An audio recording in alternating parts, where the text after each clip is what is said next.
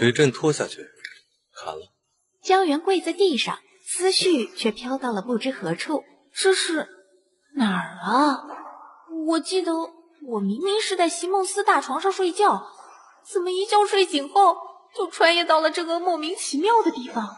他还没搞清楚到底发生了何事，就听到皇上说要把自己拉下去砍头。有没有搞错啊？刚开局就玩这么大？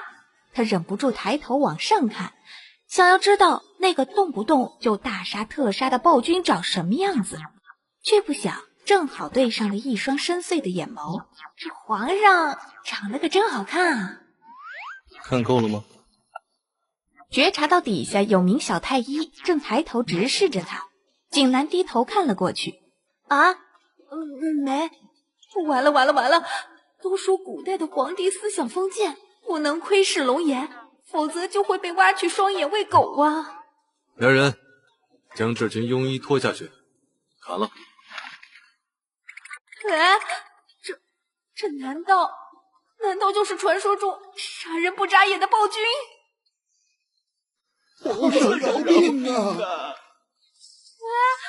等一下，带下去。等，我有办法治好公主的病。此话当真？说话之人便是皇帝最疼爱的妹妹昭云公主。平日里她最注重自己的容貌，可就在前2日，她脸上长了许多红疹。太医院里所有的太医都瞧过了，可就是不见好转。若是治不好呢？不可能，这天底下就没有我治不好的病。哼，小年纪，口气倒是不小。若微臣治不好公主，任凭皇上处置。不过微臣还有个请求，这如若治好了公主，皇上可否放过他们？你这是在跟朕讨价还价？你就不怕朕现在就杀了你？他怕得要命好吗？他才刚刚穿越过来，他还没有好好玩呢，就要被拉去砍头了。皇兄，不如就让他试试吧。你上前来。这个小太医与其他太医不同，身上有股不认命的劲儿，倒是有几分勇气。医官，本公主的病能治吗？公主不必担心，也不是什么绝症。大胆，竟敢咒公主得了绝症！这时床旁的一名宫女指着她大喝一声：公主，微臣冤枉，微臣完全不是这个意思，微臣是说公主的病能治。看着她急得快要哭了的模样，锦衣忍不住扑哧一笑。既然如此，那本公主就恕你无罪。谢公主。我去，姑娘，我与你无冤无仇，你为何要诬陷我？吓死爹了！奇怪，公主的脉象沉稳有力，根本就没病啊。可碍于景兰在场，她不敢说出来，担心这暴君脾气一上来就把她当庸医处置了。公主，可否摘下面纱，让微臣看看你脸上的红疹？锦依依点了点头，为了治好她脸上的红疹，她也顾不上男女有别，直接解下脸上的面纱。当江源注意到那红疹上的白头时，不由扑哧一笑。你笑什么？没有，微臣只是突然想到了治疗公主脸上红疹的方法了。真的吗？这公主压根儿就没病，不就是长了几个痘痘吗？至于这么兴师动众的？只要公主按照微臣的方法做，保证3日后见效，不出半月就能彻底痊愈，不留下任何疤痕。本公主的脸真的能治好吗？公主不必忧心，您本是阳热之体，只因今日多吃肉食，导致了湿热互结，阴阳失调，才会出现这般红疹。只要早睡早起，保持心情舒畅，多用皂角清洁脸部，少吃生冷辛辣油腻之物，切忌大动肝火便可。一轮皎月划过夜空，江源白日里被吓出了一身冷汗，没有沐浴，浑身都不舒服。可他又不想跟太医院那群大老爷们儿挤一个澡堂。皇宫里有一个池塘，那池塘的水清澈见底，原主经常偷偷在那里沐浴。迢迢星河鹊桥。皇上，今晚可要招嫔妃侍寝。听到这话，景兰脚步停顿了下来，不由冷冷地瞥了眼那随行的太监。小顺子，你话太多了。皇上恕罪，是奴才多嘴了。明日你不用来太极殿当差了。话音一落，他便转身拂袖离去，给了小顺子一个冷漠的背影。你们不必跟着了。这需要朕再重复第2遍吗？是。双手负在身后，独自一人朝前走去。景兰不知不觉竟走到了一处池塘，月光下，她隐隐约约看到一个倩丽的身影坐在池塘边，双手正轻轻地擦拭她那一头湿漉漉的长发。谁在那儿？不是吧？这么晚了，还有人没睡？她不敢回头，也不敢出声，不由闭上眼睛暗自祈祷。耶稣阿门，阿弥陀佛，看不到我，看不到我。见他不出声，勾起了景兰的好奇心，他不由一步步朝他走去。你是谁？为何不回答朕？朕？不会吧？这么巧的吗？这是什么狗血剧情啊！我不就偷偷摸摸跑出来洗个澡，这都能碰见那个暴君？怎么办？哎呀，怎么办呀？朕问你话呢，转过身来。整个皇宫没有一个人不惧怕他，换做别人恐怕早就跪地求饶了，而眼前这个女人仿佛没有听见一般，始终背对着他，也不言语。完了完了，女扮男装入宫当太医，本就是犯了欺君之罪，要是被景兰这个暴君发现了，恐怕我还没治好公主，就先去阎王殿见阎王了。朕问你话呢，耳聋了吗？等一下，耳聋？江源突然灵机一动，他用手中的帕子遮住自己的脸，这才转过身去，另一只手胡乱地比划着，表示自己听不见。莫非这女人又聋又哑？你才又聋又哑呢！完了，先跑为妙。你是谁？莫非是潜入宫中的刺客？江源忍不住翻了翻白眼，不得不佩服皇帝的想象力。就在他抬脚打算逃跑时，一只手抓住了他的肩膀。站住，别想逃！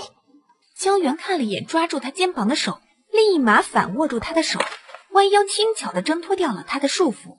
江源越是遮遮掩掩，景兰就越是想要知道他是谁。哼，有点意思。语音一落，他再次扑了上去。我操，还来！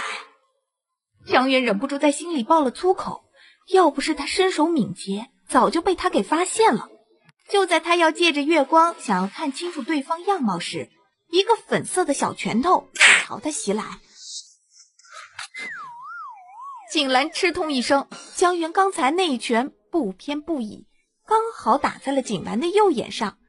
你，江源顾不得3七21，又是一拳打了过去。你，又是一道惨叫声传来。该死的女人，朕一定要杀了你！好像是皇上的声音。快过去看看！远处传来巡逻侍卫的声音，江源眼中闪过一丝慌乱。此时，皇上，您没事吧？朕没事。看到景兰的2只眼睛边缘都红了，似是被人给揍了。众侍卫一时没忍住笑出了声。不准叫！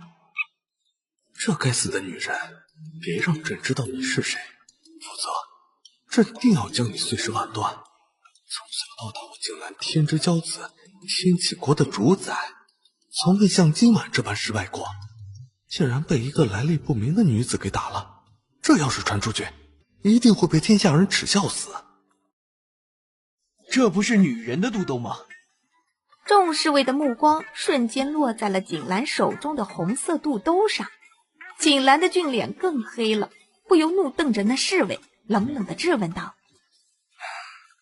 你可看清楚了？属下不会看错，我家夫人就穿着这个样子的肚兜。不过看着肚兜上的绣花，似乎比我家夫人的做工还要精致些。景兰脸色愈发的难看，这该死的女人竟然用肚兜来遮脸，而现在又该死的落在了她的手里。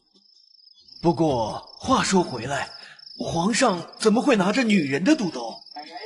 他们明明记得皇上从太极殿出来的时候手里没有拿任何东西。刚才袭击皇上的莫非是名女子？可皇上后宫嫔妃众多，什么样的女人没有？怎会不认识女人的肚兜？更不可思议的是，这天底下竟然有女人敢打当今圣上，莫不是吃了雄心豹子胆了？今晚的事谁都不准说出去，朕若是听到一个字，你们的脑袋也别想要了。是。回宫。江源一路狂奔，从池塘跑回了太医院，吓死我了，差一点就穿帮了，还好本姑娘跑得快啊。回想起刚才那惊心动魄的一幕，江源开始担心后怕起来。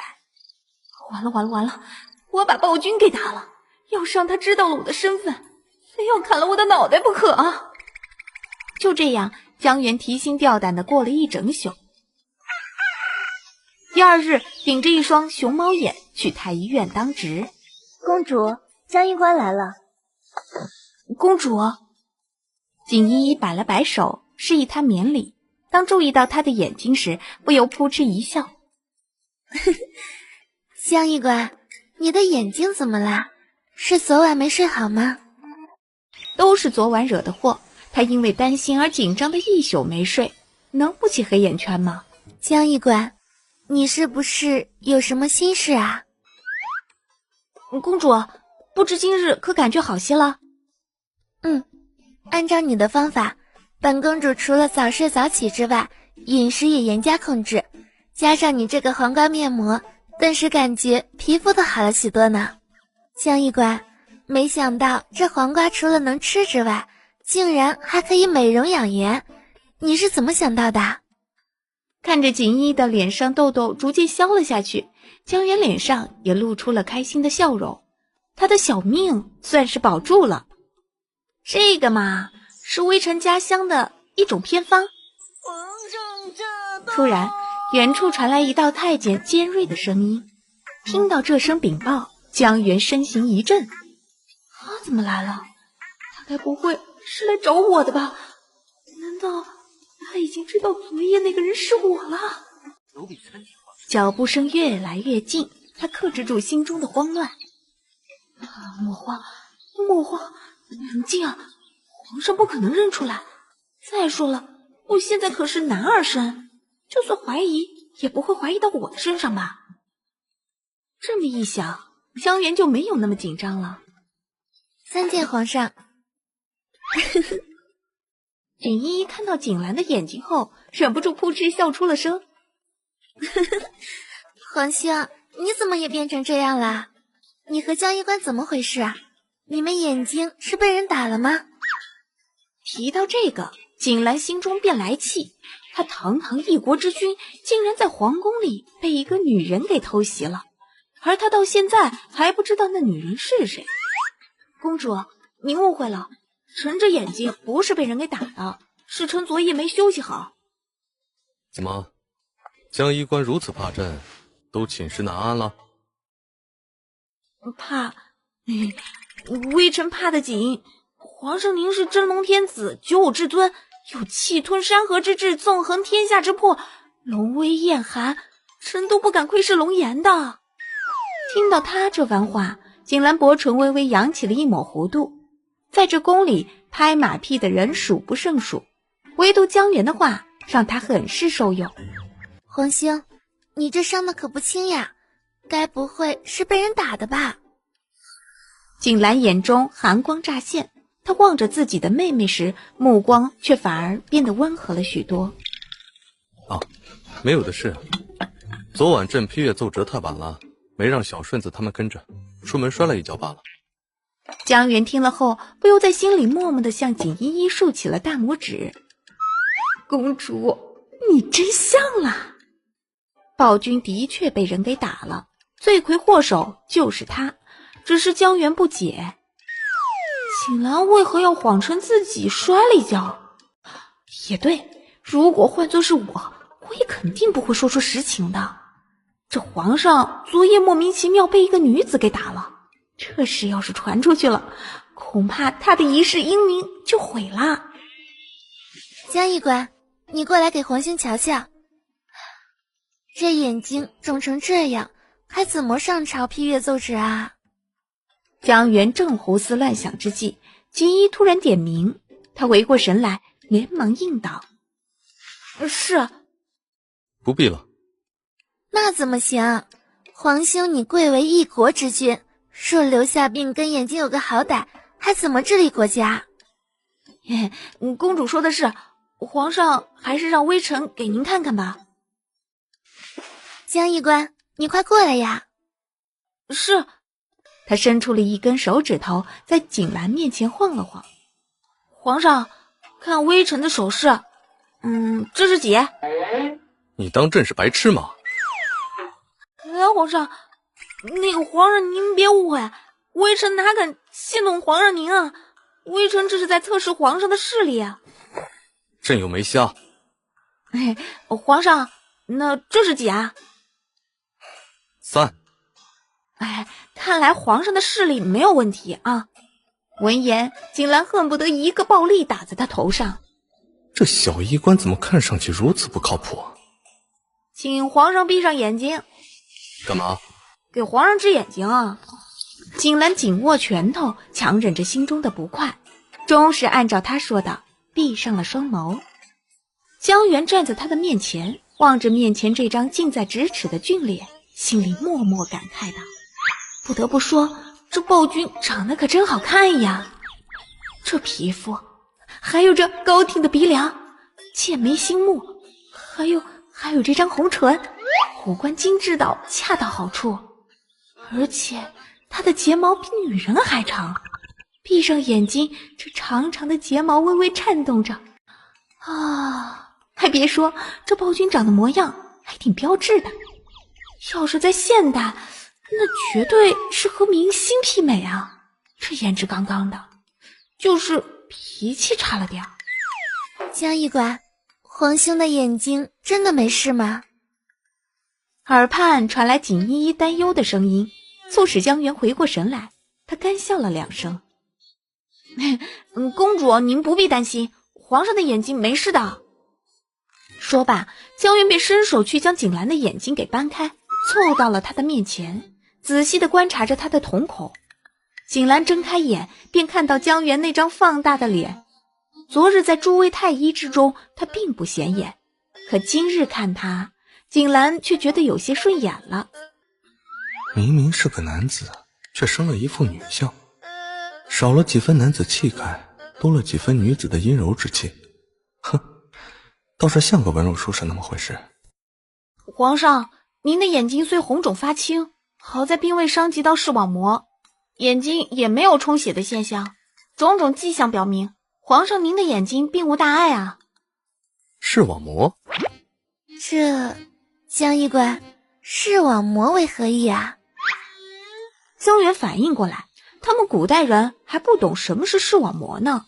他不由解释道：简单来说吧，就是皇上的眼睛只是外伤，并未伤及视觉神经，所以皇上大可放心，您还能看得见这大好河山。大胆！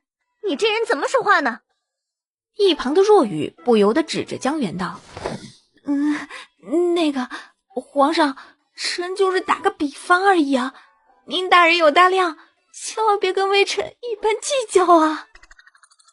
他真的是被锦兰给吓怕了，动不动就要砍人脑袋，这谁受得了？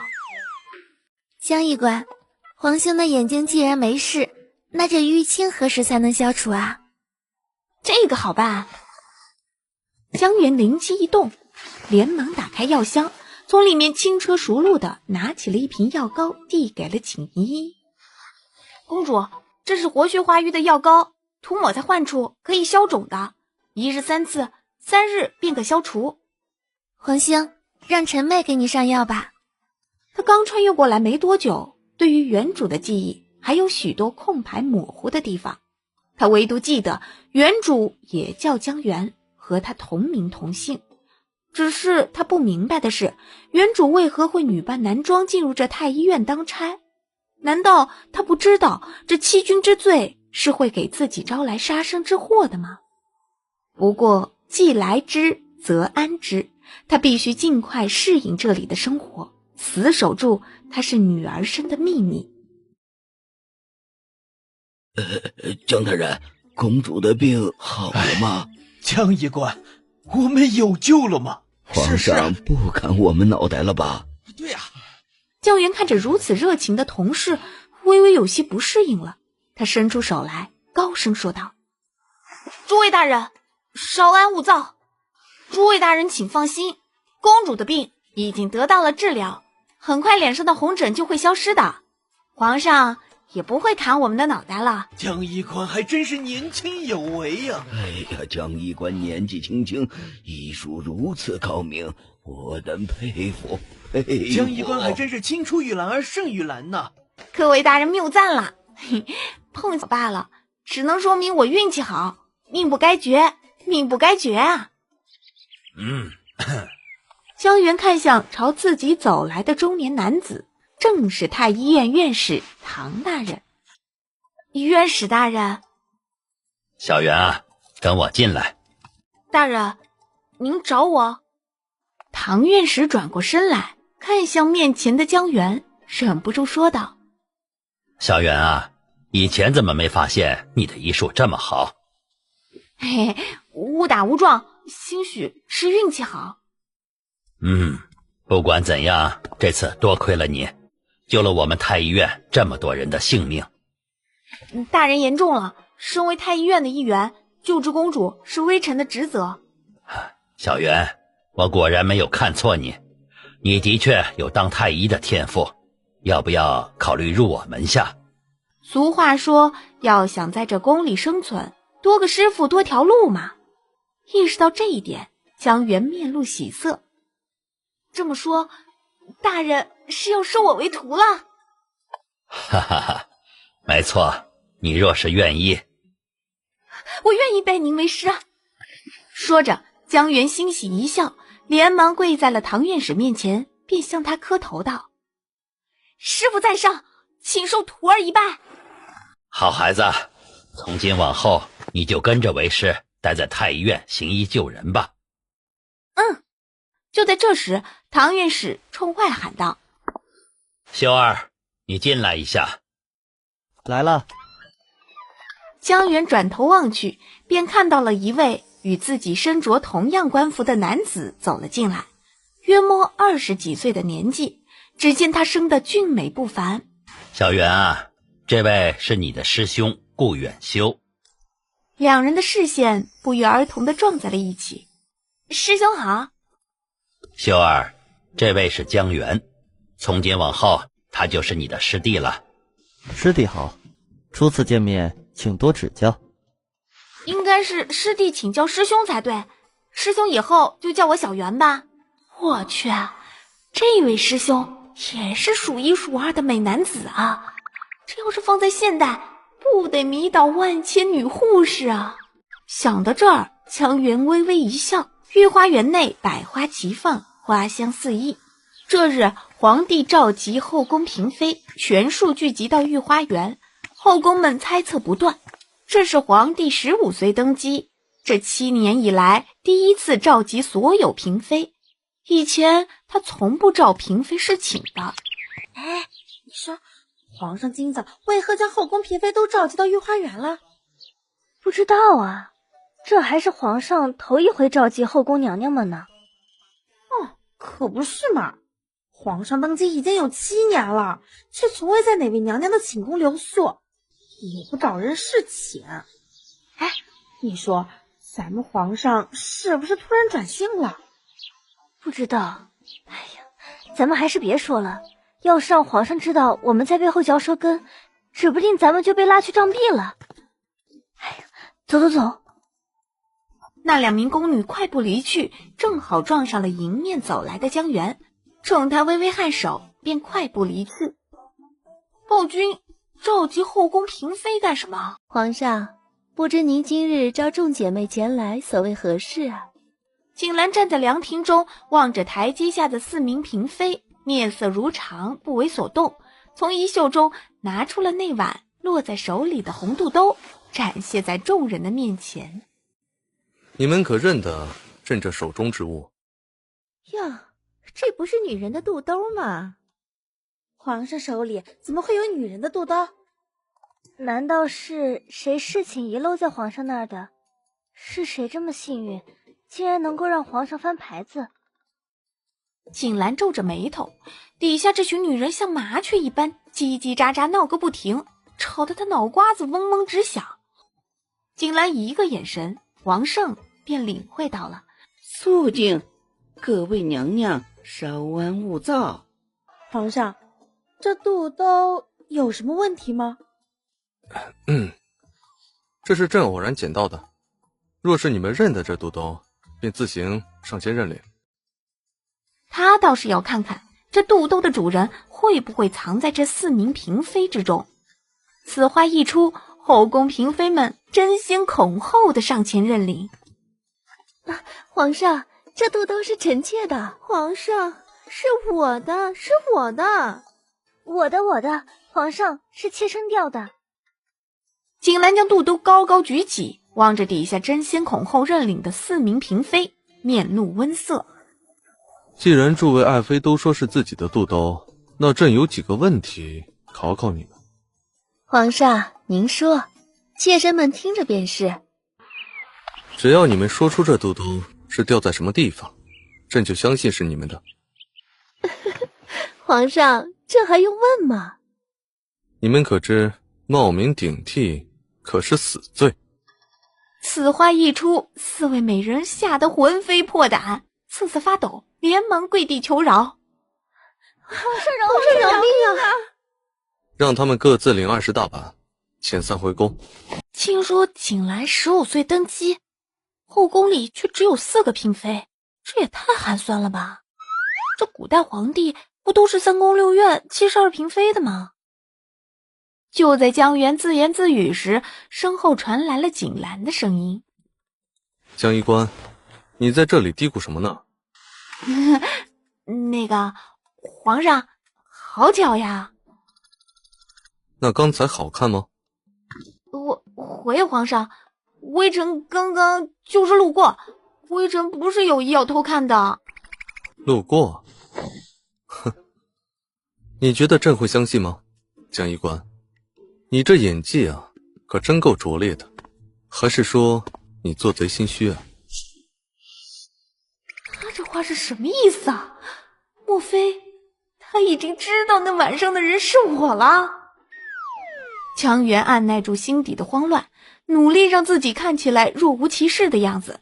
他抬起头来，嬉皮笑脸道：微臣怎么会做贼心虚呢？皇上您多虑了。起来吧。那皇上若是没别的事儿，微臣就先告退了。站住！你打朕一拳。啊什么啊？听不明白吗？朕让你打朕一拳。江源被他这么一吼，完全懵住了。他还是头一回听到有人居然提出这么无理取闹的要求。皇上，这不太好吧？朕让你打就打，哪来那么多的废话？那臣就得罪了。说罢，他便闭上眼睛，心中暗暗想到：死就死吧，反正是他自己作死要求的。想到这儿，江源挥着小粉拳，轻轻地捶了一下景兰的胸口，紧接着赶紧将手收了回去，跪在他的面前。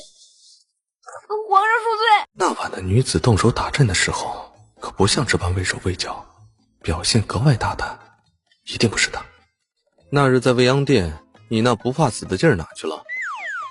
微臣当然怕死了，当日也是为了自保嘛，才斗胆试的。行了，下去吧。谢皇上。望着江源落荒而逃的背影，景兰脸色凝重，陷入了深思。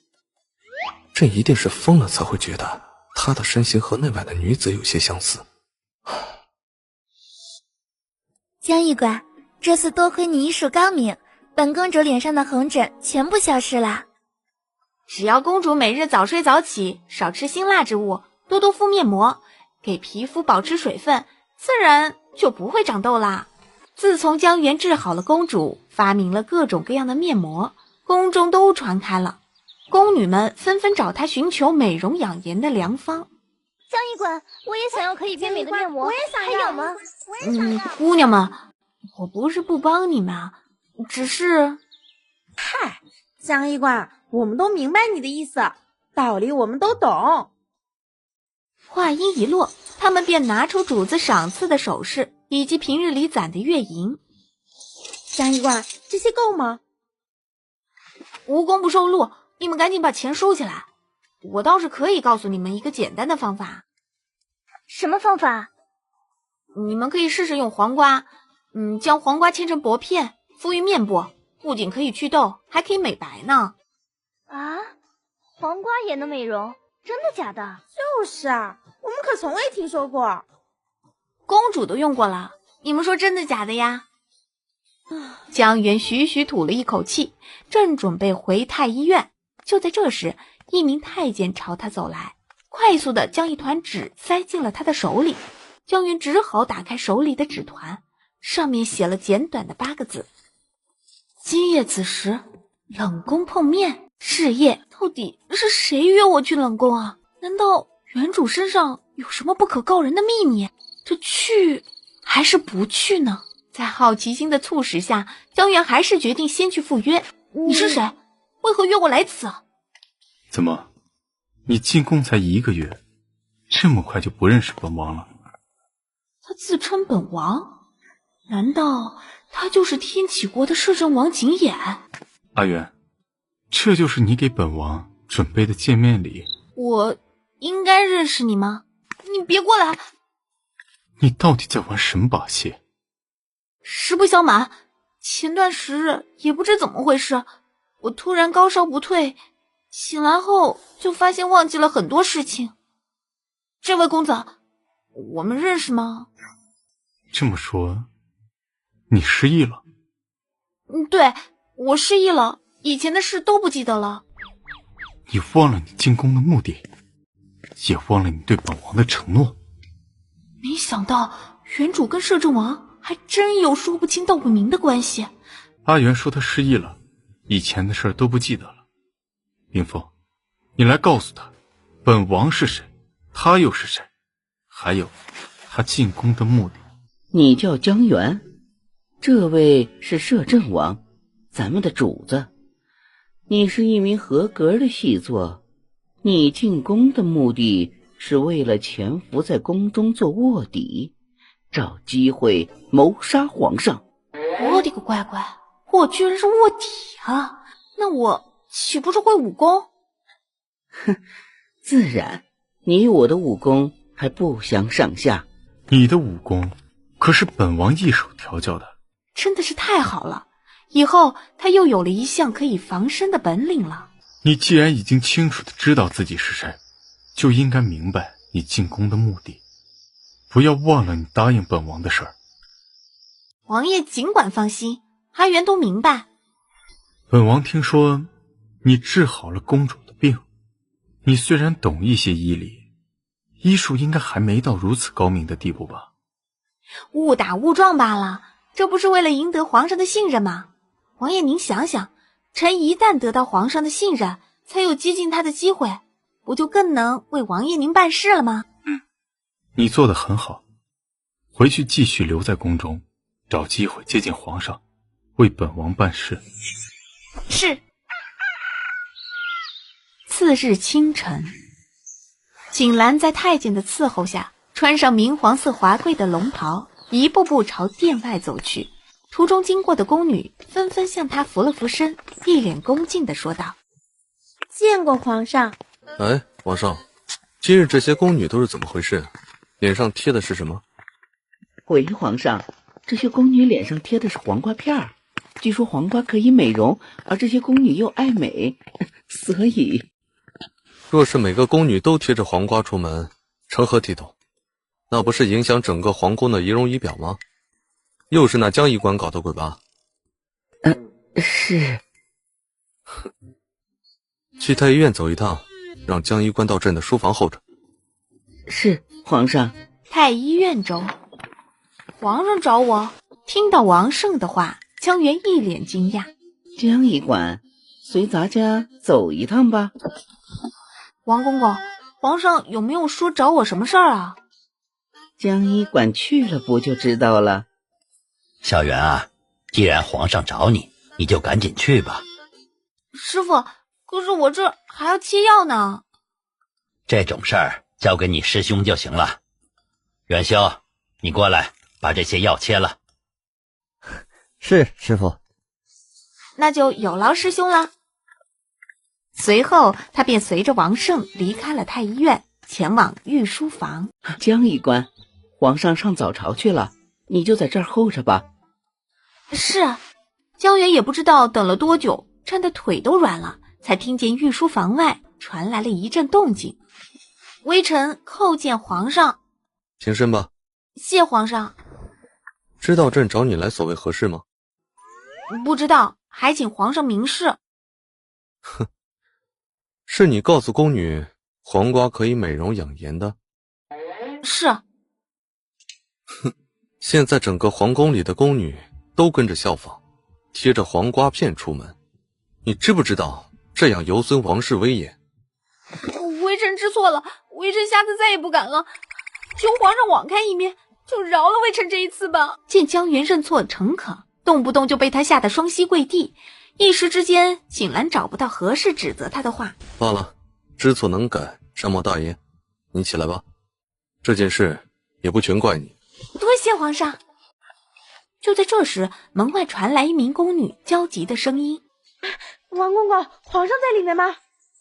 玉兰姑娘如此慌慌张张的，可有什么急事儿？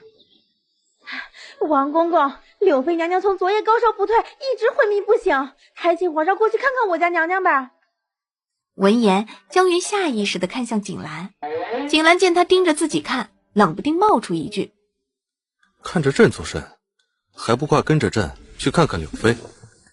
是，赶紧跟上景兰的步伐，朝御书房外走去。皇上，我家娘娘病得很严重，还请皇上快随奴婢过去看看吧，求您了。起来吧。话音一落，景兰便迈步朝前走去。江源不紧不慢地跟在他身后。明秀宫内，一名宫女坐在床榻前，正在照顾着躺在病榻上的柳妃。玉兰去了这么久，怎么还没有将太医请过来？突然，殿外传来了一道尖锐的声音：参见皇上。江医官，快去给柳妃看看。是，皇上。可否让微臣看看柳妃娘娘的伤势？听到这话，玉兰与玉竹对视了一眼。皇上，这病人面前不分男女，微臣需要确认柳妃的伤势，才能对症下药。好，救人要紧。柳妃娘娘的伤势由谁负责？平日里都是由太医院的张太医负责，只开了一个活血化瘀的药。谁给柳妃娘娘上的药？是奴婢。柳妃娘娘身上的伤已经开始恶化，都是处理不当导致的，微臣必须马上为娘娘换药施针，还请皇上先行回避。江医官看着办吧。话音一落，景兰便与王胜迈步走了出去。不出一会儿，柳妃悠悠转醒，虚弱无力道：我这是怎么了？娘娘你醒了。娘娘切莫乱动，您现在身上有伤，不能顺躺，只能趴着，等伤势痊愈了才能起身。是你救了我，你叫什么名字？微臣江源。江源？莫非你就是治好公主的那位江医官？正是微臣。早就听闻江医官医术高明，不仅治好了公主的脸，还发明了什么黄瓜面膜。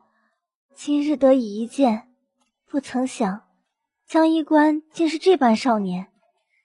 娘娘谬赞了，您的伤势已无大碍，只需要每日按时服药，按时换药，不要四处走动，多卧床休息，注意趴着睡，才蹭到了伤，很快就能痊愈的。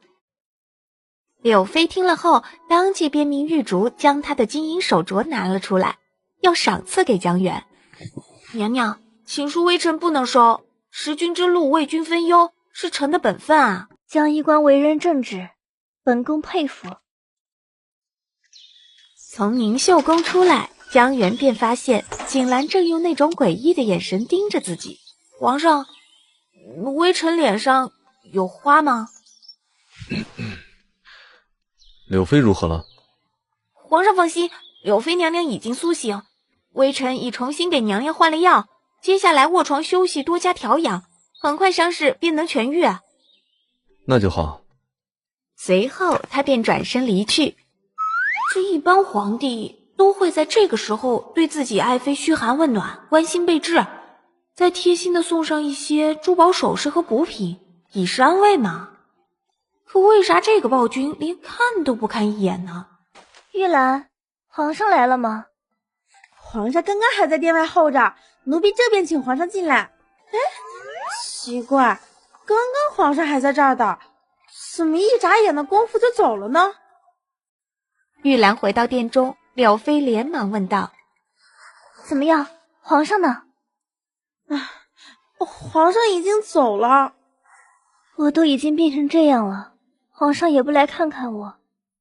娘娘别伤心，皇上还是在乎娘娘的，不然也不会亲自带着江医馆过来救治娘娘啊。玉兰，你说是吧？是啊，娘娘。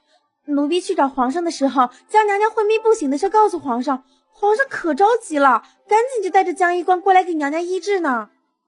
他若是真的关心我，为何等我醒来扭头就走了呢？或许是皇上日理万机，公务繁忙，娘娘就别多想了，还是养好身体要紧，不愁没有侍寝的机会。是啊，娘娘，这还是皇上第一次踏入宁秀宫，相比其他嫔妃，娘娘已经是洪福齐天了。柳妃这么一想，心里也就释怀了不少。长信宫，你说什么？皇上去了宁秀宫？娘娘千真万确，奴婢亲眼所见。柳妃这个贱人，为这个小贱蹄子，一脸柔柔弱弱的样子，装给谁看啊？娘娘，这还用问吗？这天底下有哪个男人不怜香惜玉？柳妃这明摆着就是想勾引皇上。如意，去将皇上请过来，就说本宫伤势严重，食不知味，夜不能寐。是，奴婢这就去。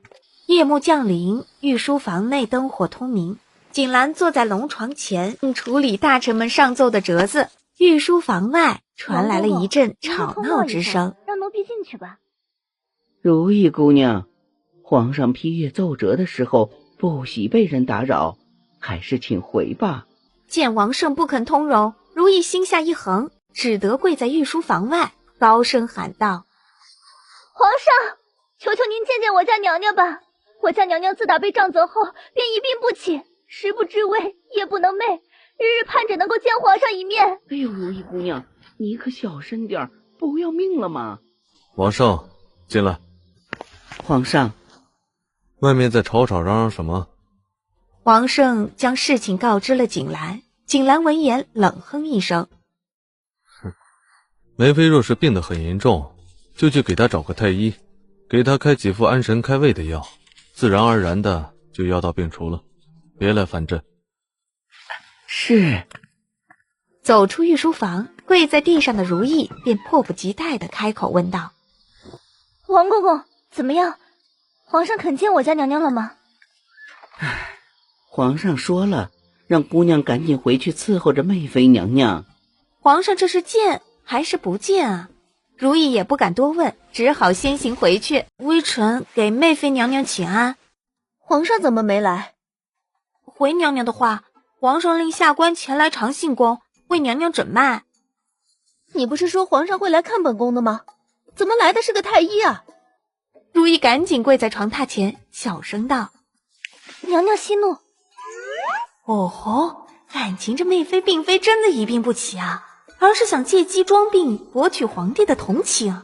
娘娘，您这病还看不看啊？不看了，不看了，赶紧滚吧！下官告退。夜渐入佳境，景兰回到太极殿就寝，正在她准备躺下去的时候，手触碰到了一个柔软的物品，她拿起来一看，才知道是那晚拿在手里的女人肚兜。这该死的女人，朕就算翻遍整个皇宫，也要把你揪出来。从小到大敢动手打朕的，你还是第一个。次日清晨，仁寿宫，儿臣给母后请安。兰儿，哀家听说你前几日召集了后宫嫔妃，又将他们通通杖责了20大板，这是为何？母后从来不过问后宫之事，也不知道是什么风吹到母后跟前了。你搞出那么大的动静来，哀家就算不想知道也知道啦。这几个妃子不懂规矩，儿臣只是小惩大谏了他们一番，母后不必忧心。兰儿，你身为一国之君，就应该以身作则，切莫暴躁易怒，伤了那帮大臣们的心呐。母后教训的事，儿臣记下了。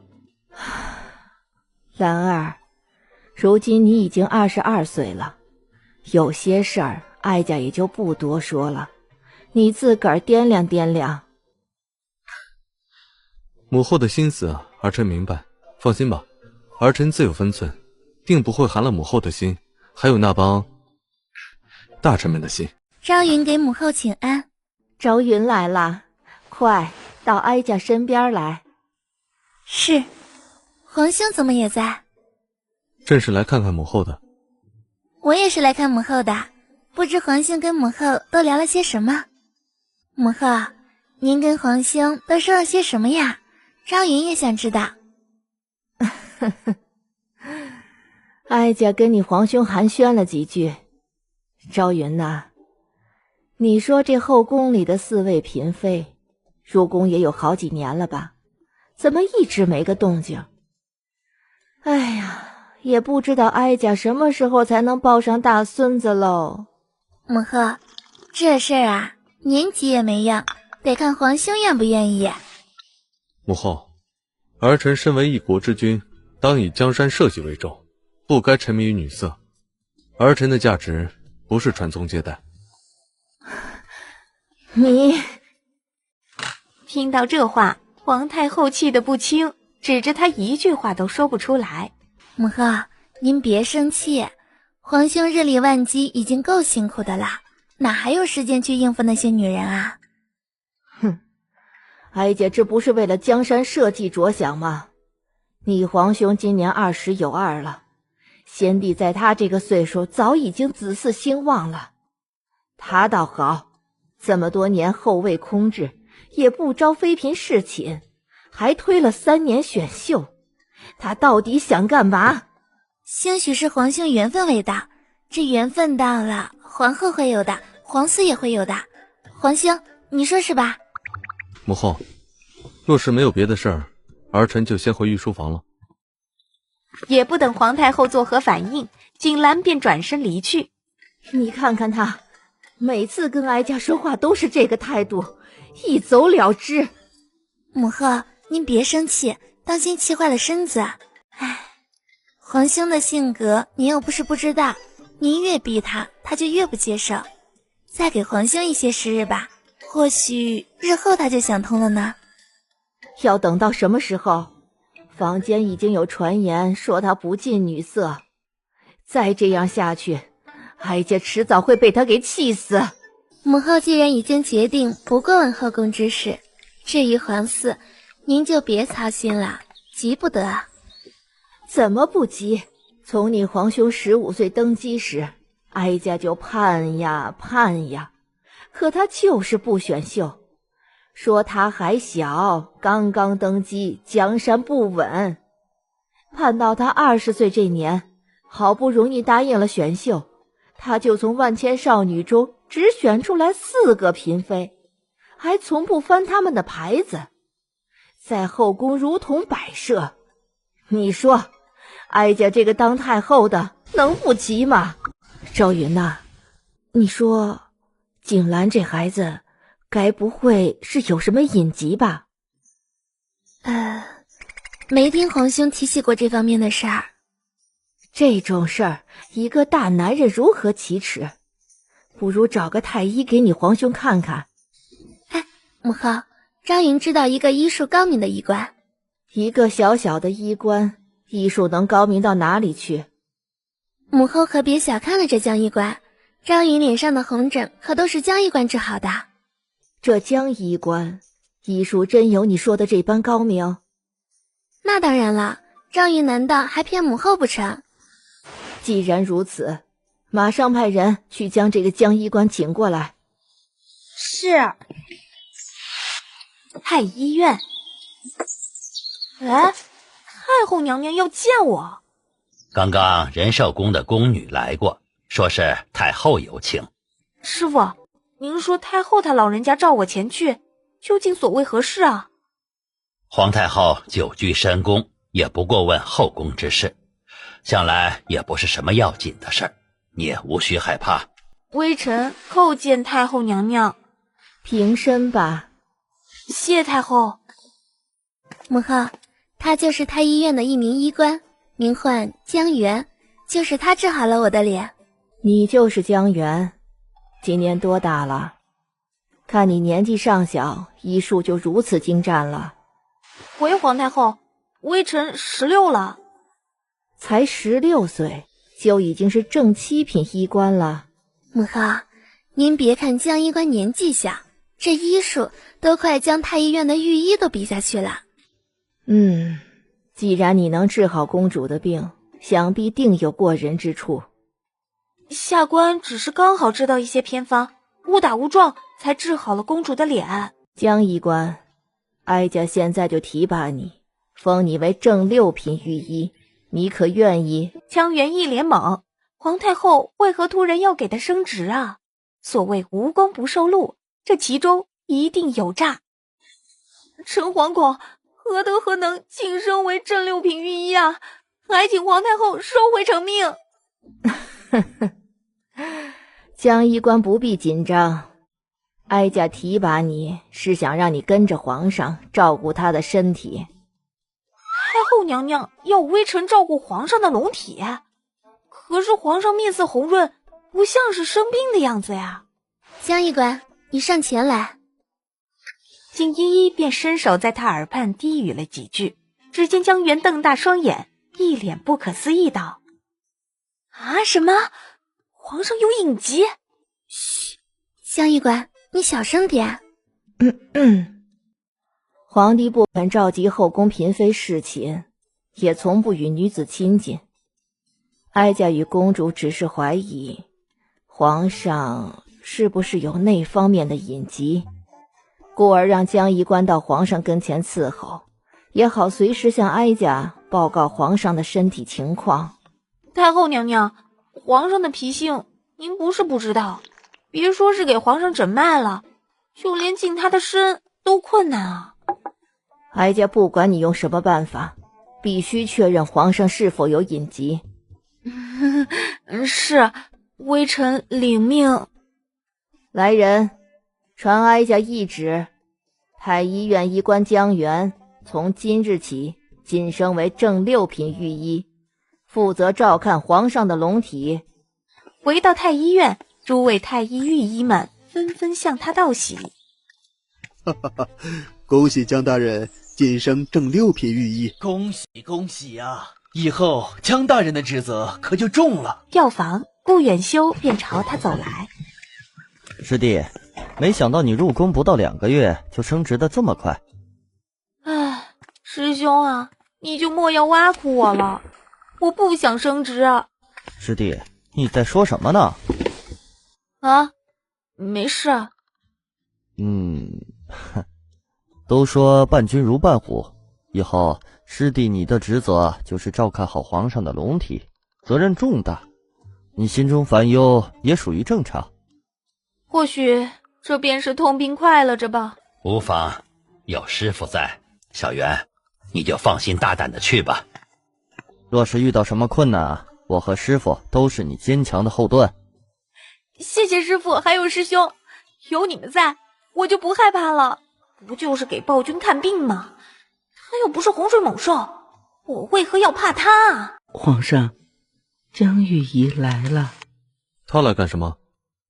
听说是奉了太后娘娘的旨意，特来给皇上号脉。朕又没病，让他回去。奴才也是这样跟江玉仪说的，可他不肯走，说什么非要确定皇上没……让他进来。不出一会儿，江源娇小的身影从外面走了进来，参见皇上。都说了朕没病，江玉一是不是听不明白？皇上有病没病，只要将手伸出来，微臣一查便知。朕为何要听你的？等你生病的时候，就知道乖乖听话了。你在那儿嘀咕什么呢？你是不是在心里腹诽朕啊？没有，绝对没有。微臣哪敢说皇上的坏话呀？微臣只是奉旨办事，还请皇上体谅微臣这颗赤诚之心啊。行了，你回去吧。景兰一手撑着案几，不禁头疼起来。不要再让他来了，朕不想看到他。皇上，人家江玉一是奉了太后的旨意来的，奴才哪敢拦着呀？朕是你的主子，还是太后是你的主子？你到底是听他的还是听朕的？奴才自然是听皇上的。江玉一走路怎么如此不小心？臣参见摄政王。听说太后晋升你为御医了，还让你专门负责皇上的身体。这可是你下手的大好时机，你做得不错，本王果然没有看错你。不是吧？这货还真的要对皇帝下手啊！那可是他的亲侄子呀！皇太后命我照顾皇上的龙体，若他有个闪失，太后第一个怀疑的人便是我。怎么，你才入宫2个月，就不忍心下手了？怎么可能啊？阿元，本王最痛恨的便是背叛，你明不明白？明白。你别忘了，你心甘情愿喝下千叶，说永不背叛本王。若是1年内不能服用解药，你便必死无疑。本王也不想逼你。既然你现在还不能杀了景兰，那就替本王留在他身边，监视他的一举一动，随时向本王汇报。是夜，屋子里昏暗一片，淡淡的月光透过窗户照射进来。江源躺在床榻上，翻来覆去睡不着，耳畔不断地回想起白日里摄政王说的那些话。不行，江源，你不能再想了，睡觉，天大的事儿也没有睡觉重要。皇上有何吩咐？今日为何这般安静？皇上是想问今日江御医为何没有过来吧？谁要问他了？朕只是觉得今天太过安静。话音一落，景兰便将手中的书扔在了桌子上，心烦意躁地走出了太极殿。皇上，您去哪儿？王胜见状，赶紧跟了上去。朕出去走走。师弟，你在里面吗？我来看看你。听师傅说，你这几日都将自己关在屋子里，可是遇到了什么难事啊？没事啊，师兄，快进来吧。师弟，你拿这么多医书干什么？我就是闲来无事，多看看医书，温习一下。不错。师弟如今晋升御医了，都如此用功学习，师兄我也不甘落后啊。师兄，快请坐。顾远修点头，也不跟江源客气，便坐在桌子前。对了，师兄，我能不能向你打听一个事儿啊？什么事儿？师兄有没有听说过一种叫千叶的毒？没听过。怎么了？没事，我就是随口问问。未央殿，公主，您找微臣？没错，本公主就是过来看看江御医这段时日都在忙些什么。除了太医院，就是奔走在后宫。微臣除了看病抓药，也没别的事儿可做了。那我皇兄那件事情办得怎么样了？这个嘛，就有点难办了。皇上根本不让微臣近他的身，更别说诊脉了。唉，我这个皇兄脾气性格倔强的很，的确有些难搞。不如什么？不如你就从旁侧敲一下皇兄，试试他的反应。侧敲皇上？臣懂了，多谢公主指点。小事一桩，江玉医治好了本公主的病，本公主也没赏赐你点什么，就帮帮你吧。公主若是真想赏赐点微臣金银珠宝什么的，臣也是很乐意的。本公主就喜欢你这种实诚的人，想要金银财宝，没问题，本公主赏你便是了。多谢公主。只要你治好了皇兄，本公主赏你1000两。没问题的，公主，皇上的身体就交给微臣吧，微臣一定把皇上治得活蹦乱跳的。好，本公主就等着你的好消息。于是乎，消失了几日的江源又出现了。皇上，近日可好啊？你怎么又来了？江源嘿嘿一笑，不由来到景兰跟前，一脸讨好道：太后娘娘已经命微臣照顾皇上的龙体，那微臣自然是一日都不敢怠慢。朕说过朕没病，江玉一是耳聋了还是眼瞎了？你看朕这个样子像是有病的吗？皇上印堂发黑，恐有血光之灾啊。朕看你才有血光之灾，朕好得很。江玉一不是大夫吗？什么时候学会看相了？皇上，您大人有大量，就别跟微臣一般见识了。为了您的龙体着想，还是把手伸出来吧。景兰不予理会，站起身来，冷冷地说道：小圣子，回宫。是皇上。王胜低低一笑，赶紧跟上景兰的步伐。不就是把个脉吗？我又不会吃人，莫非你还怕少块肉不成？皇上，您等等微臣啊！回到太极殿，景兰便屏退了左右，关上殿门。江源走到后面，刚好吃了个闭门羹。皇上，您就行行好吧，让微臣进去吧。这个暴君根本不吃这一套，若是不能给他把脉，就不能确认他身体是否有隐疾，更无法向太后那边交代。皇上，您要是不肯把脉也没关系，您就让微臣守着您，如何？皇上不肯让臣进去也没关系，不如微臣给皇上讲个故事吧。坐在矮案前的景兰听到殿外江源讲述的故事，脸色变得阴沉起来。这家伙居然拐着弯说他不能人道。闻言，景兰终是坐不住了，他一脸阴郁地站起身来，快步走到殿门前。皇上，您终于肯出来了。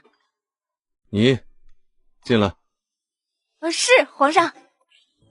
皇上，微臣说错什么话了吗？你刚刚在外面是怎么说朕的？微臣没说什么呀。哼，是吗？你确定没有拐着弯的骂朕不能人道？啊，臣可没说啊，皇上您自个儿说的。既然皇上龙体康健，又有什么不能让微臣把脉的呢？好，很好，你倒是会耍小聪明。多谢皇上夸奖。嘿嘿，他景兰从来不受任何人摆布，更何况还是一个小小的御医。乱传朕的谣言可是要株连九族的，江御医可要想清楚了。啊，臣不敢，臣知道错了，皇上就饶了臣吧。哼，现在知道害怕了。皇上，究竟怎样才肯让微臣替你把脉啊？微臣的这份苦差事，怕是不好向太后娘娘交代。那这样，你帮朕一个忙，朕就答应让你诊治。皇上有什么需要臣的地方，臣一定端脑涂地，绝不说一个不字。是吗？那朕要你找一个人。谁啊？男的女的？一个女人。女人？没错，这个女人好生大胆，竟敢得罪朕。朕就算是翻遍整个后宫，也要把她给我找出来。皇上，这后宫这么多，微臣上哪儿给您找个女人回来？不管你用什么办法，必须找到她，否则……臣一定帮您找到她。可是找之前，皇上总得给微臣一点线索吧？你要的线索就在里面。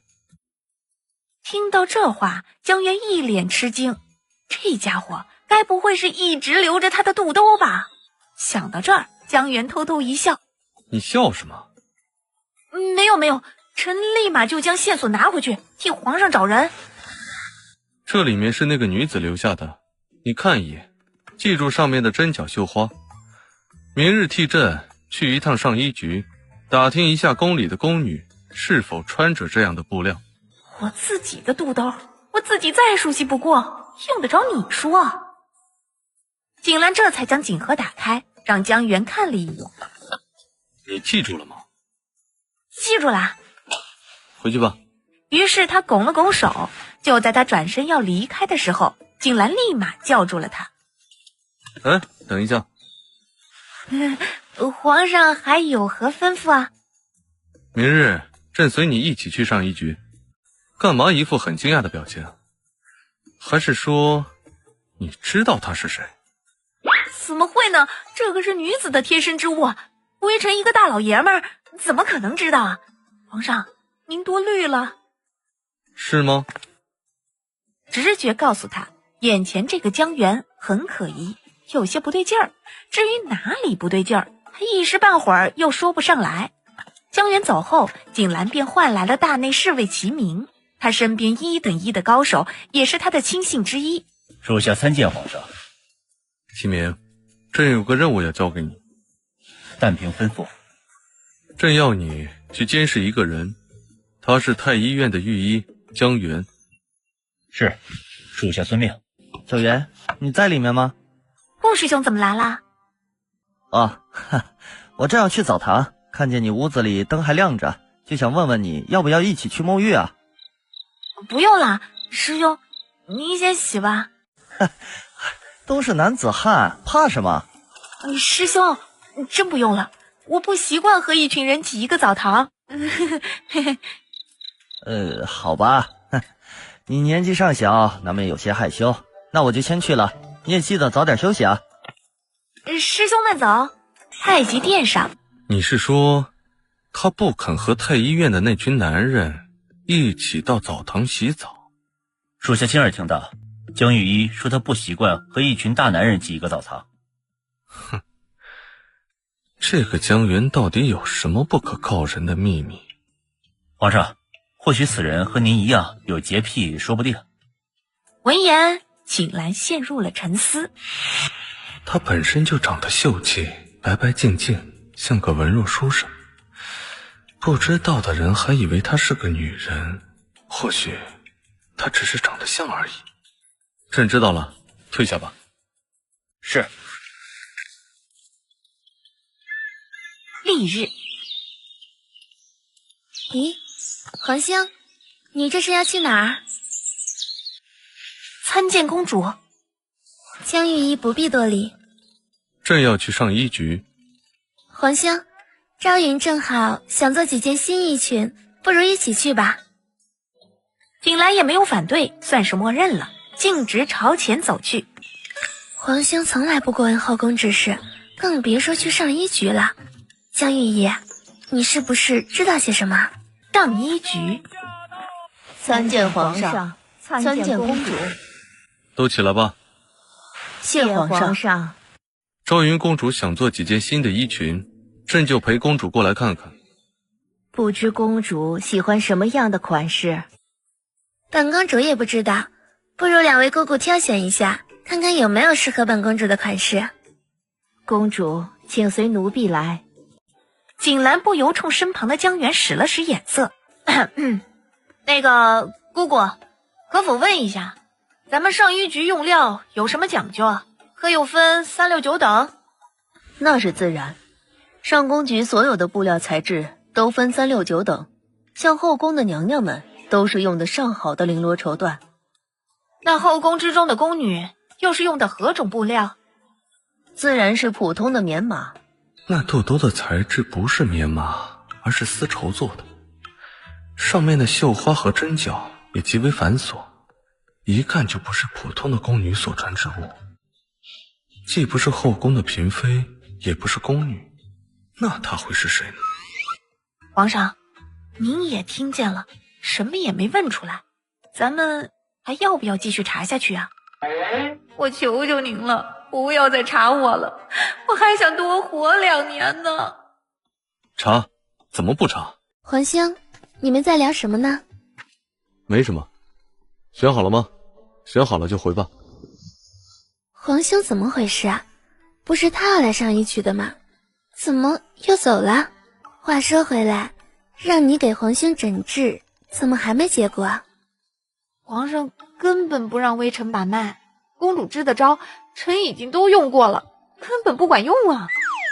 深夜，一名蒙面的黑衣女子从太医院出来，那黑衣女子不是别人，正是江源，偷偷来到了太极殿。望着门口驻守的2名护卫，江源将准备好的迷药拿了出来。那2名护卫当场便倒在了地上，昏迷不醒。他凭着记忆来到景兰的龙床前，便开始了摸索一番，寻找他的贴身衣物。奇怪，难道暴君转移了地方？这个暴君到底把我的肚兜藏在什么地方了？不就是一个女人的肚兜吗？他该不会日日都随身携带吧？不是说不近女色吗？不是说有隐疾的吗？这是什么特殊癖好呀？还是说本来就是个变态，就喜欢女人的贴身之物？就在这时，殿外传来了说话的声音。咦，把守太岁殿的人呢？就在这时，殿门被人给推开了。有人来过。啊，皇上，您是不是看错了？没人啊。朕不会看错，被褥和桌子上的书，还有这衣柜，都被人动过。这暴君是属狗的吗？还是千里眼？这都能看出来。出来！躲在屏风后面的江源吓了一跳，他连忙屏住呼吸，千万不能让景兰给发现了。皇上，这儿没人啊。此人还没有离开，就说明他还藏在殿中。皇上的意思是有刺客？不知道为何，他总感觉那屏风后面有人，于是他慢慢的朝那道屏风走去。皇上，要不奴才还是去叫御林军过来吧，您可千万不能上前啊。感受到景兰的靠近，江源内心一阵慌乱，怎么办？暴君过来了。出来，朕已经看见你了。就在景兰走到屏风前时，江源不管3721，直接将手中的药粉洒了出去。王慎见大殿之中还真有一名黑衣人，连忙跑出去大声呐喊起来：来人啊，抓刺客，快来人啊！想跑没那么容易。你到底是什么人？究竟想干什么？竟敢擅闯朕的太极殿！快抓刺客！江源顾不得其他，看到已经朝这边赶来的御林军，连忙跳出了窗外。他伸出双臂，施展轻功，飞上了宫墙。是他？这个背影与那日袭击他的女子背影一模一样。皇上，您没事吧？哼，有点意思，竟然深更半夜跑到朕的寝宫，想要偷回政务。皇上，您的意思是？给朕搜遍整个皇宫，也要把那个女刺客找出来。啊，刺客是个女的？景兰沉默，迈步便踏出了太极殿。这边江源趁着月色回到了太医院。啊，江源啊江源，你还真是偷鸡不成蚀把米啊，差一点，真的差一点就暴露了。齐明带着御林军在皇宫里四处搜查刺客，吵醒了后宫中熟睡的嫔妃，还有景依依和皇太后。发生何事了？齐大人正带着御林军搜查刺客。刺客？哪儿来的刺客？听说今晚太极殿进了一名刺客，与皇上大打出手，现如今已经逃走。齐大人正四处搜查。那皇上有没有受伤？齐大人没说。皇太后一听，当即便站不住了，连忙说道：走，马上摆驾太极殿。发生什么事儿了？是齐大人来了。齐大人怎么来了？我等奉皇上的旨意搜查刺客，还请姚妃娘娘行个方便，让我们进去搜查。刺客？哪儿来的刺客？皇上遇刺了吗？齐明点了点头。什么人竟敢行刺皇上？是一名女刺客。齐大人，请吧。得到姚妃的允许，齐明这才带人进入瑶华宫搜查。皇兄，听说你遇刺了，没事吧？皇儿，没受伤吧？母后不必担心，儿臣没事。皇儿没事就好，担心死哀家了。皇兄，皇宫戒备森严，到底是谁如此大胆，竟敢行刺到太极殿来了？怎么样，刺客抓到了吗？齐民已经带人去搜查了，朕断定此人还在皇宫内。哼，就算翻遍整个皇宫，也要抓到刺客。竟敢刺杀当今皇上，好大的胆子！就是，必须抓到他，严惩不贷。你们凭什么搜查本宫的寝殿？搜到妹妃的长信宫时，他死活也不肯让御林军进自己的寝宫。本宫可是皇上的妃子，你们这群人凭什么资格搜查？我等也是奉命行事，还请妹妃娘娘不要扰乱公务。扰乱公务？哼！后宫乃禁地，你们冲撞了本宫，就是和皇上过不去。皇上在太极殿遇刺，刺客就藏在后宫之内。皇上命我等前来搜查，若妹妃执意阻拦，莫不是做贼心虚，窝藏刺客。齐大人，你血口喷人呐！你哪只眼睛看见刺客进了本宫的寝殿？你信不信本宫立马就告诉皇上，你带人擅闯嫔妃寝宫，治你个不敬之罪。令牌在此，谁敢阻拦？娘娘，这可是皇上的令牌，这齐大人的确是奉命搜查，咱们还是让他们进去吧。娘娘，咱们少说两句吧。哎呀，你别拉本宫啊！我搜。哼，这帮狗仗人势的东西，不就是欺负本宫没有得宠吗？等日后本宫获得圣宠，定要他们好看。娘娘，您就少说两句吧。皇上遇刺，说不定这刺客就藏在宫中。若我们执意阻拦，怕招惹非议，说咱们跟刺客是一伙的。你说的对，幸好你阻拦了本宫。太医院，所有人都听着，今晚有人行刺皇上，若发现可疑人等，立马上报。啊，发生什么事了？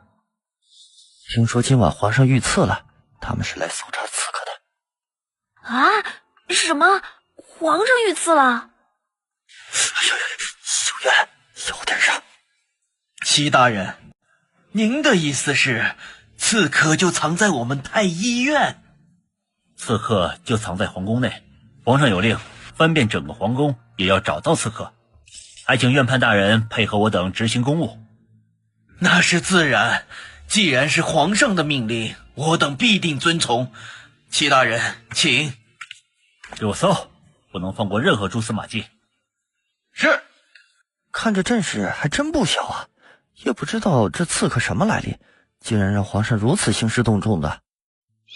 我去，锦兰那家伙是铁了心要抓我，今晚我可是一点也没有伤着他，我怎么就这么倒霉呀，碰上这么一个喜怒无常又爱记仇的暴君呢？天杀的，早知道他会这样，那天晚上就不应该鬼使神差跑出去洗澡，还好死不死的被他给发现，才会有后面这一出破事儿。报，齐大人，没有。我这边也没有。每个角落都搜查了吗？确定没有？没有，都搜查遍了。刺客一定还在宫中，诸位，随我继续搜查。是。哼，小远，这帮人总算是走了，你也赶紧回去睡吧，我先走了。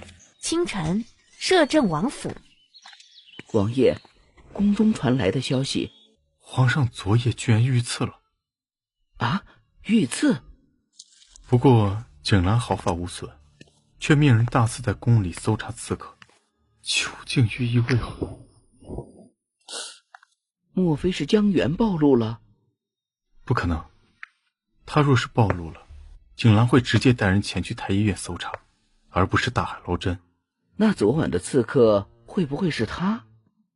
你赶紧准备马车，本王要亲自入宫，确定昨晚的刺客究竟是不是他。王爷，不可！有何不可？您身份特殊，没有皇上的宣诏，不得擅自入宫的。而且您还3番2次亲自去见江源，恐怕会引起皇上的怀疑。那就派人与他接头，取得联系。是，属下这就去办。什么？没有抓到刺客？属下已经搜查了整个皇宫，都没有发现那刺客的踪迹，许是已经逃出了宫外。不可能，他一定还在宫里。他这是在跟朕玩猫捉老鼠的游戏，那朕就跟他奉陪到底，朕就不信抓不到你。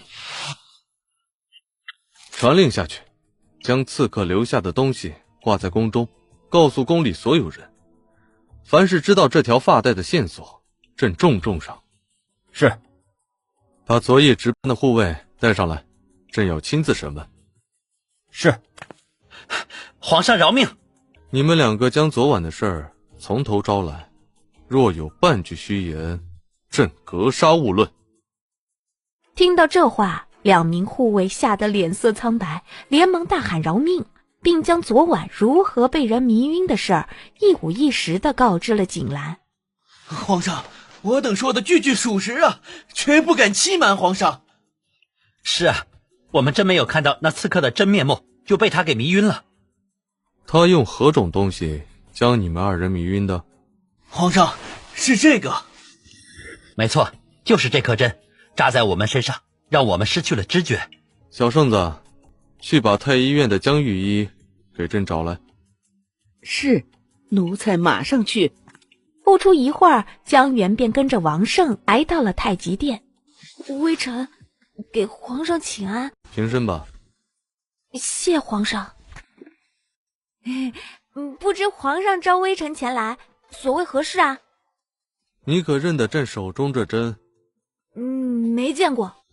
这支针是昨晚的刺客留下的，江御医拿去查验一下，或许能给朕带来有用的线索。是。回皇上，这支针比一般银针要粗一些，应该是江湖人常用的迷魂针啊。也就是说，这支迷魂针来自江湖，你们太医院也没有。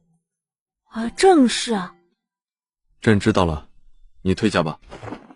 微臣告退。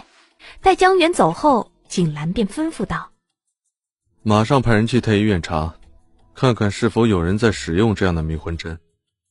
是。至于你们2个，下去领罚吧，也不用在太极殿当差了，朕不养废物。叩谢皇上不杀之恩。不杀之恩。哎，小远，皇上干嘛突然召你去太极殿啊？皇上找我，准没好事。莫非是为了刺客的事儿？江源垂头丧气的点了点头。嗨，你又不是刺客，这么紧张干嘛？皇上都问你什么了呀？刺客抓到了吗？没有，哪有那么容易抓到？小远，你发什么呆呀？师兄，你刚刚说什么了？我是想问你借我的医书什么时候还我？那个师兄抱歉啊，我忘记了，我马上回房间去给你拿。摄政王府。王爷，有消息了。说。昨晚的刺客的确是阿元姑娘。她昨晚去太极殿干什么去了？属下不知，阿元姑娘也没有说啊。哼，他知不知道，现在皇上正在四处搜查刺客，他已经打草惊蛇了，若再想行动，就难上加难了。现在阿元姑娘已经是皇上的贴身御医，有的是机会接近皇上，到时再伺机行刺。哼，王爷你无需担心了，以阿元姑娘的能力，定能助王爷成就大业。那就要看他能不能取得锦兰的信任了。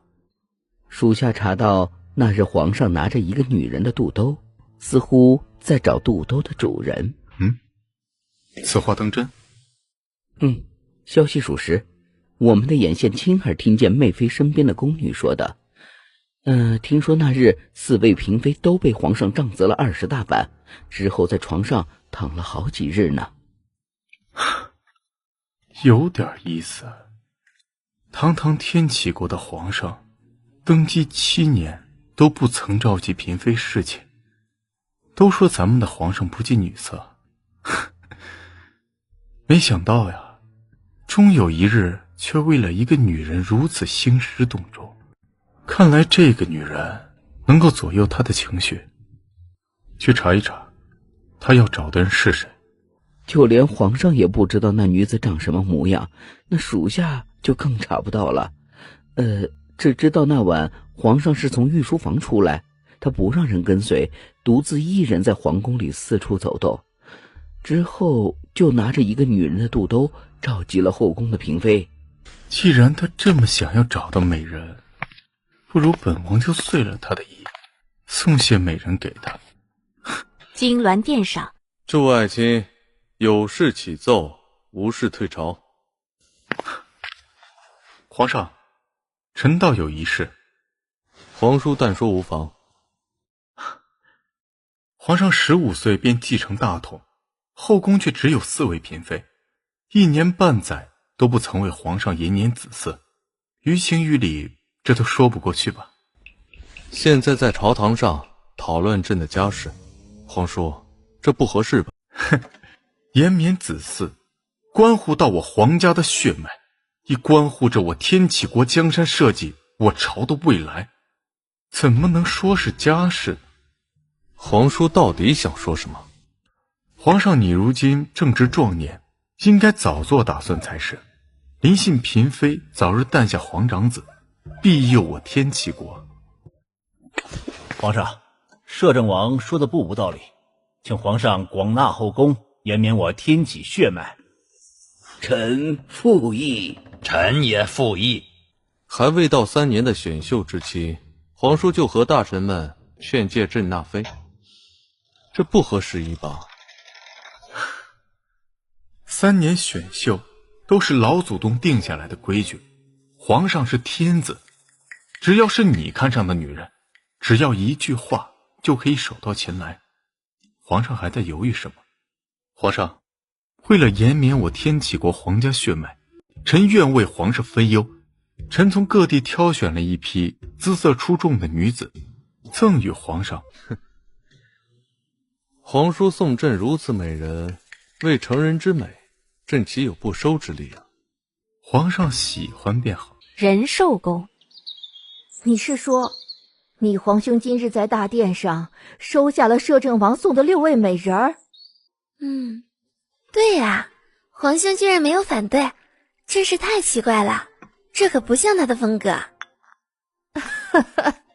好啊，真是太好了，这后宫又出了几位佳人，看来哀家抱皇孙有望了。母后，你这未免也太夸张了点吧？皇兄只是册封了他们为美人和才人，可没说要宠幸他们。也不知道你皇兄是否有隐疾，都这么多年了，没有一个女人入得了他的眼。他究竟什么时候才能为皇家延绵子嗣？什么？摄政王给皇上送美人了？嘘，你小声点儿。小远，摄政王给皇上送美人，你干嘛这么激动啊？夜幕降临，太极殿内灯火通明。属下已经调查清楚了，整个太医院中没有人使用这种迷魂针。朕明日微服出巡，记住，不要让任何人知道朕已经出宫了。需要属下派人暗中保护吗？不用了，越是小心谨慎，就越容易引人怀疑。属下明白。还有，明日将江源那小子一并带上。次日清晨，微臣参见皇上。平身吧，江御医。朕今日微服出巡，你就随朕一起出宫吧。哎，出宫？皇上，真的吗？你不是朕的贴身御医吗？朕若是出宫再遇到刺客，你也能及时给朕医治啊。没问题，微臣一定保障皇上的安全，绝不会让皇上龙体受损的。你收拾一下，马上随朕出宫。话音一落，景兰便转身走了出去，齐明亦随在身后。太好了，穿越过来这么久，终于有机会可以出宫看看了。半个时辰后，景兰坐在马车上。齐明，人来了没？回皇上，还没有。话音刚落，远处便传来了江源的声音：齐大人，我来了。江大人可真够慢的。男人嘛，也要活得精致点，像齐大人这种不懂得生活情调的人，是不会懂我的。你行了，上车赶紧出发。他小心翼翼地坐了过去，笑眯眯地问道：嘿嘿，皇上，咱们这是要去哪儿啊？他没有说话，扭头便看向了别处。马车驶了一段距离后，便停在了一家客栈的门口。主子，到了。掌柜的。掌柜抬起头来，当触及到景兰时，眼中闪过一丝诧异，连忙从柜台前出来，便要行礼。哎，出门在外没这么多的规矩。看着他们之间的互动，江源一脸的疑惑，莫非这掌柜的知道景兰的身份？哎呀，公子，您的房间一直给你留着呢。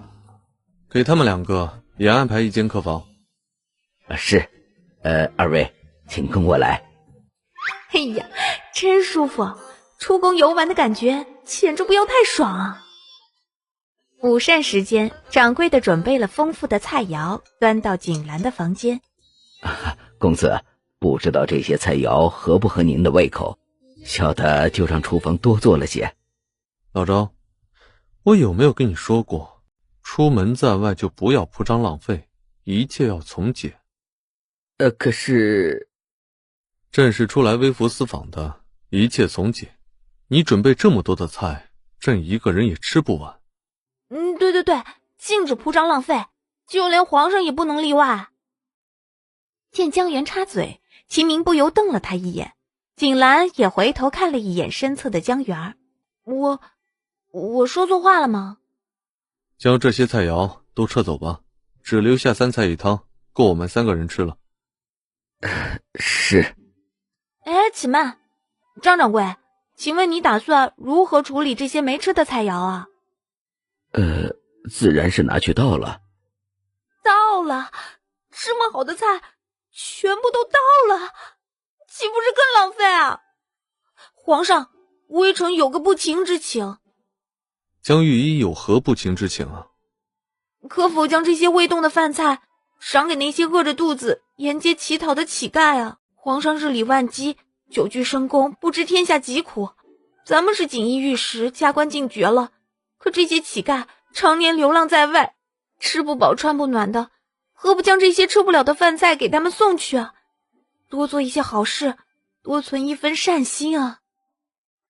听完江源这番话，景兰对他又有了一层深的认知和见解。江御医倒是心善，难得从景兰嘴里听到一句真心夸奖自己的话。皇上，所谓医者父母心，微臣也只是心疼百姓，想为他们做一点微不足道的小事啊。你说的不无道理。朕身为一国之君，当心系天下苍生，勤政爱民。朕此次出宫微服出巡的目的，就是为了体察民情，了解百姓之疾苦，惩治贪官污吏。皇上，您说的太对了，做一个明君就应该民为贵，君为轻。还愣着干什么？还不快趁热将这些菜分给街边乞讨的百姓？是。张掌柜回过神来，忙不迭点头哈腰。皇上，您干嘛这样看着微臣啊？没什么，坐下来用膳吧。皇上，您的意思是微臣可以坐下来跟您一起用膳吗？江源面色一喜，就在他撩起衣袖准备坐下来开干的时候，一旁的齐明故意咳嗽了2声，像是在提醒他莫要忘了自己的身份。他盯着桌子上的那盘烤鸭道：微臣还不饿，皇上您先请用吧。朕让你做你就做。谢皇上。我刚刚没有看错吧？皇上居然对江月一笑了。我跟随皇上多年，从未见过皇上对哪个官员如此笑过，还是发自肺腑的笑。齐大人，你也一起坐下来吃呀。君臣有别，臣还是站着吧。齐大人，你就是太古板了。皇上都说了，咱们现在在宫外，没有那么多规矩，不就是坐下来一起吃个饭吗？你看，皇上是不会介意的。大胆，皇上面前岂容你放肆？齐大人，你凶什么凶啊？皇上都已经发话了，您要是不想做，那您就自个儿站着吧。你好了，启明，江御医说的话不无道理。如今出了宫，就没有君臣之礼，坐下来一起用午膳吧。是。既然出了宫，就没有什么大内侍卫、宫廷御医，也没有皇帝，那些规矩就免了，你们也不必拘谨，动筷吧。皇上不愧是皇上，动之以情，晓之以理。食不言，寝不语。用过午膳，江源3人便出了归园客栈，漫步在街道上。朕脸上有东西吗？我只是没想到皇上还有着这样不为人知的一面。是吗？那你倒是说说，朕在你眼里是个什么样子？臣不敢说。朕说你无罪。臣不敢。你就这么怕朕啊？朕说了恕你无罪，就不会杀了你。皇上，您真的想听吗？说。一开始臣觉得皇上就是一个杀人不眨眼的暴君。他知道不单单是江源这样看待自己，恐怕天底下所有人都以为他残暴不仁，冷酷无情。皇上，是您非要臣说的。你说的没错，朕就是一个嗜血残暴的暴君。皇上，其实也不全是，从刚刚的情形来看，皇上还是挺有爱心的，不然也不会为父出宫体察民情。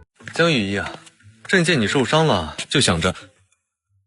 话音未落，景兰就被眼前的这一幕给震惊住了。虽然只隔着屏风，景兰还是看得真切。那屏风后面浴桶中的身影，分明是一个女子的背影。皇上，您进来怎么也不敲门啊？哦，朕就是来给你送药的，这就走。说完，景兰便快步转身走了出去。那一刻，他冰冷的心狂跳不止，他的手轻轻地捂住胸口的位置，脑海中有个声音一直在提醒着他。江源是名女子，这到底是怎么一回事？江源怎么会是女子呢？难道那天晚上的女子就是她？好你个江源，竟然敢在朕的眼皮底下撒谎！不知道为什么，在得知江源就是他要找的那名女子后，他心中有种莫名的欣喜。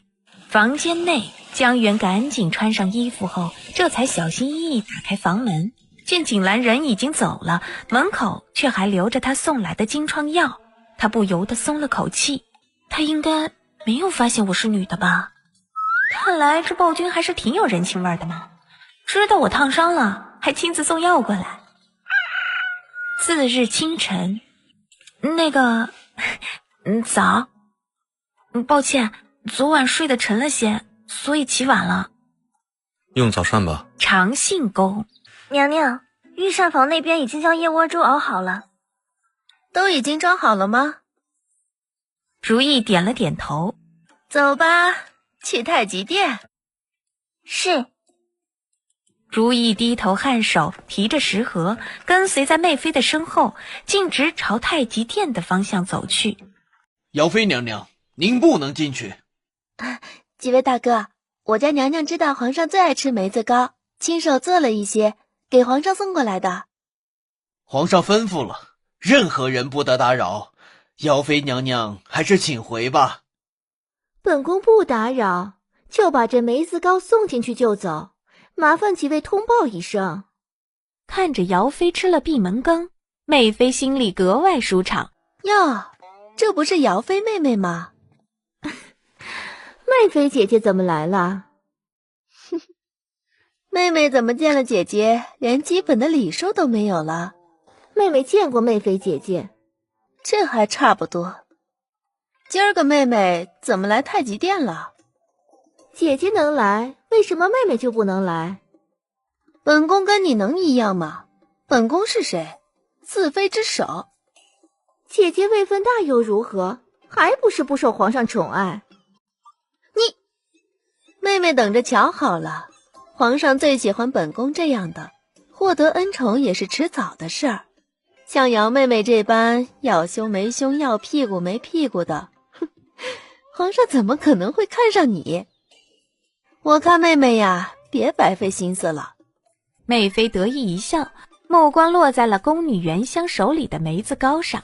这糕点硬邦邦的，一点也不好吃。姚妃，你就拿这种东西来敷衍皇上吗？媚妃姐姐，你不要太过分了。哼，这就生气了？自己做的那么难吃，还不让人说了？本宫这可是为了妹妹着想，就连本宫都难以下咽，皇上又怎么会吃呢？本宫奉劝妹妹，还是赶紧回去磨练厨艺，再过来也不迟。姐姐就这般笃定，你做的东西皇上就肯吃？本宫跟你可不一样。